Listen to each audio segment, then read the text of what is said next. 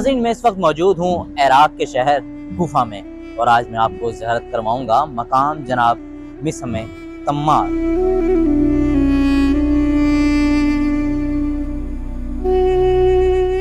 عراق کا شہر نوشہرہ، اور اس میں پیدا ہونے والے صحابی علی ابن ابی طالب مسم تمار بن یحییٰ التمار تھے۔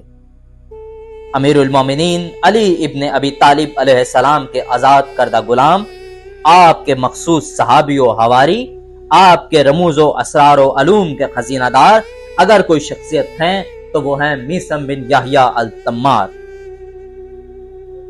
جناب مسم تمار کو یہ اہمیت اور شان و شوکت اور یہ منزلت حاصل تھی کہ آپ کے بارے میں رسول خدا صلی اللہ علیہ وآلہ وسلم امیر المومنین کو نصیحت فرمائی۔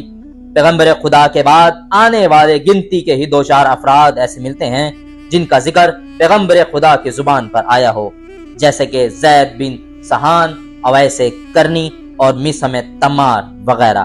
حالانکہ بعد میں آنے والے مسلمانوں کی تعداد بھی بہت زیادہ تھی، اور ان میں مجاہدین، علماء و صالحین بھی خاص تعداد رکھتے تھے۔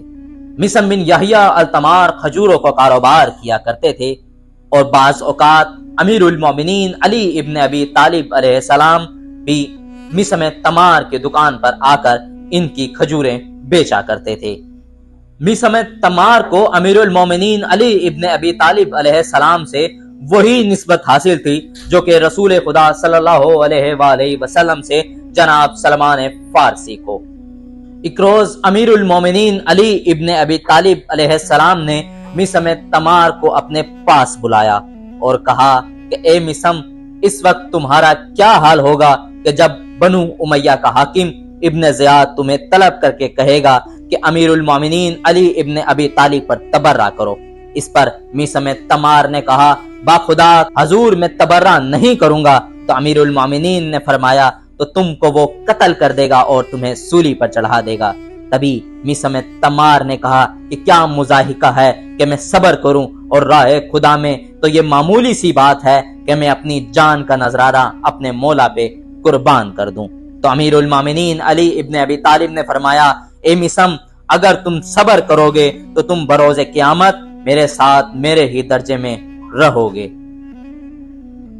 ایک اور واقعے میں آتا ہے کہ امیر المومنین علی ابن ابی طالب نے مسم تمار کو ایک کھجور کے درخت کی دیکھ بھال کے لیے کہا، اور کہا کہ مسم، تمہیں ہماری ولایت کی سزا میں اسی کھجور کے درخت پر سولی چڑھایا جائے گا۔ تو اس دن سے مسم تمار اس درخت کو روز پانی دیتے اور اس کی دیکھ بھال کرتے۔ اور وہ دن آن پہنچا جب ابن زیاد نے مسم تمار کو بلایا اور کہا کہ امیر المومنین علی ابن ابی طالب پر تبرہ کرو، تو اس نے صاف انکار کر دیا اور ابن زیاد کی توہین میں الفاظ بولے۔ تو ابن زیاد طیش میں آ گیا اور اس نے کہا کہ اس کو قتل کر کے سولی پر چڑھا دو۔ تو تبھی مسم تمار نے ہنستے ہوئے بولا کہ باخدا مجھے میرے مولا علی نے میری موت کا پہلے ہی بتا دیا۔ مسم تمار نے امیر المومنین علی ابن ابی طالب علیہ السلام سے علم سیکھنے کے بعد امام حسن اور امام حسین علیہ السلام کی خدمت میں بھی ایک عرصہ گزارا، اور تمام روایات اس بات پر متفق ہیں کہ مسم تمار امام حسین علیہ السلام کے عراق پہنچنے سے 10 روز پہلے شہید ہوئے، یعنی امام حسین علیہ السلام 2 محرم الحرام کو کربلا پہنچے۔ اس بنا کے باعث 22 ذی الحجہ کو مسم تمار قتل